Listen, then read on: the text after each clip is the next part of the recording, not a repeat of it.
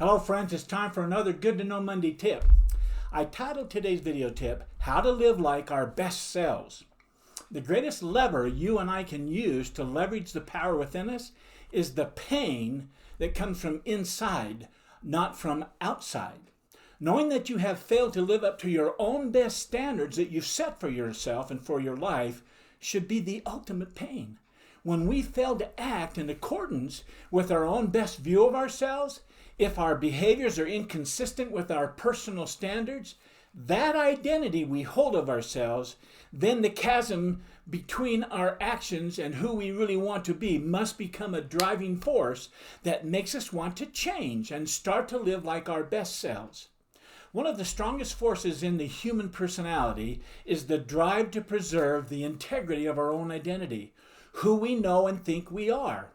Only when we realize ourselves that we are being inconsistent to that identity, we will release the leverage of the plus factor within us, which then we can use to make the changes we need to make.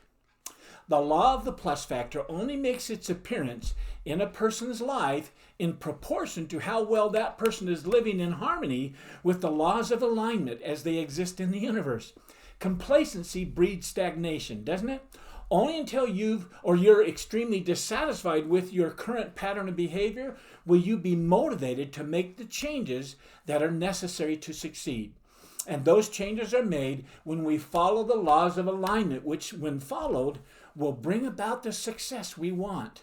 Let's face it, the human animal naturally responds to pressure and pain, period. Ask yourself, why don't people change when they know they should? Well, the answer is they naturally imagine the pain they'll experience when they consider making the changes needed to succeed to be more painful than the pain they'll experience if they just pursue their dreams for success, or if they don't pursue them.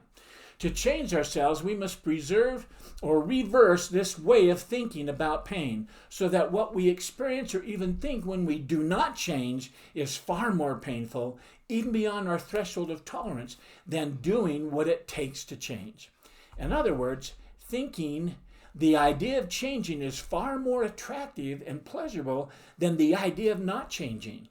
And when we change our thinking by asking ourselves pain-inducing questions that can become a lever for making changes in our lives. For example, what will it cost me if I don't change? What will my lost opportunity cost me? And so on. Estimating the price of not changing is more powerful than estimating the cost of changing. Make the pain of not changing so intense in your mind, so immediate and overwhelming that you find that you can't put off taking action to avoid that pain any longer. Next is to use pleasure-associating questions to help you link those newfound positive sensations that you imagine will come when you make the change to the idea of changing itself. For example, if I do change, how will that make me feel about myself and feel about my future? How will others see me? How will I see myself? And so on. Ronald Reagan said, we must reject the idea that every time a law is broken, society is guilty rather than the lawbreaker being guilty. It is time to restore the American precept that each individual is accountable for his or her own actions. The point of this quote expressed here is that we need to follow the first step to success, which I've taught is to get honest with ourselves and accept our responsibility for bringing about the changes we want in our personal lives. We need to come up with lots of reasons, or better yet, come up with strong enough reasons for why the change in ourselves has to take place immediately and not someday in the future. I had a little time to watch a series called Life of Football, and then some Hall of Famer football player like Gale Sayers or Earl Campbell or Brett Favre and so on. These 45-minute movies of the life of these players have been incredible to watch. Each of these Hall of Famers were able to release the power of the plus factor within them, even through the hard times, especially because of the hard times they faced.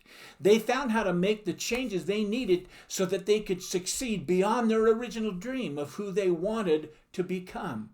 It was so fascinating to watch these stories.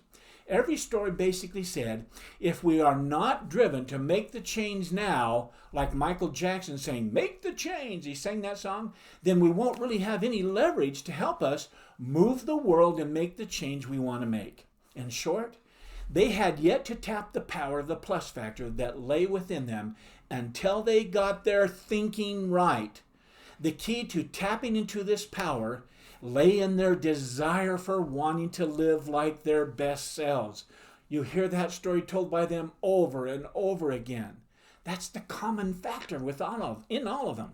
Now, before I let you go, let me take just a moment to invite you to have a private coaching call with me at no charge. In fact, I've got a 3 slots left in my private focus group that I'm just running in the first part of September. If you didn't hear about that, it's a year's free coaching for free. It's getting access to everything. It's personal one-on-ones a month for 12 different months. Everything that I offer is free if you participate as a participant in my focus group. And that link is found, I'll send that out to, so those who want to do that can click that link for a free coaching call with Coach B, and I'll set up the time to have you join that focus group if the 10 haven't been selected. But you got to act fast because there's only going to be 10 slots. And like I said, there's a 3 of those left. So hurry, and those who want to do it now.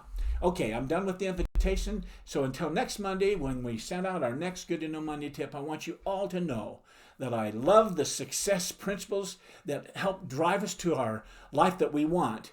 And so I wish you all continued success. Goodbye.